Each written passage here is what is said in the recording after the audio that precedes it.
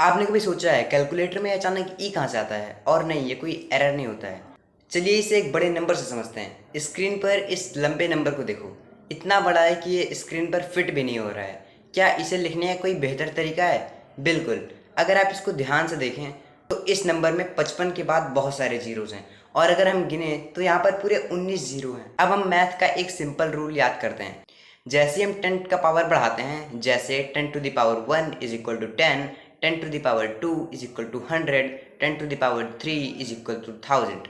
आपने एक pattern notice किया? जैसे जैसे हम पावर बढ़ाते जा रहे हैं, नंबर ऑफ जीरोस भी बढ़ते जा रहा है। और अगर हम 10 की पावर को एक दूसरे नंबर से मल्टीप्लाई कर दें, जैसे 55, तो एक हट जाता है और उस जगह पे 55 आ जाता है। और इसी लॉजिक से हम इस बड़े नंबर को एक शॉर्ट फॉर्म में कन्वर्ट कर सकते हैं, और उसे हम लिख सकते हैं 55 into 10 to the power 19। Number छोटा तो हो गया, पर लिखने में थोड़ा अभी भी अजीब और लंबा लग रहा है। इसी प्रॉब्लम को सॉल्व करने के लिए कैलकुलेटर्स में ई का इस्तेमाल होता है, और ये ई कुछ और नहीं बल्कि 10 टू द पावर लिखने का एक शॉर्ट फॉर्म है। और जिससे ये बन जाता है 55E19, जिसका सिंपल मतलब होता है 55 इंटू 10 टू द पावर 19।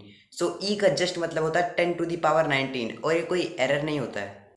और स्टैंडर्ड मैथ के अकॉर्डिंग इसको और सही करने के लिए हम 55 को 5.5 लिख सकते हैं, और 19 की पावर को हम एक इंक्रीज कर सकते हैं, और जिससे हम इसको लिख सकते हैं 5.5 इंटू 10 टू द पावर 20, जिससे ये बन जाता है 5.5E20, जिसका सिंपल सा मतलब है 5.5 इंटू 10 टू द पावर 20। और अगर आप इसको एक्सपेंड करोगे तो फिर से वही बड़ा नंबर आ जाएगा जो आपने अभी स्क्रीन पर देखा था। इसको उस दोस्त के साथ शेयर करो जिसको भी लगता है ई का मतलब एरर होता है।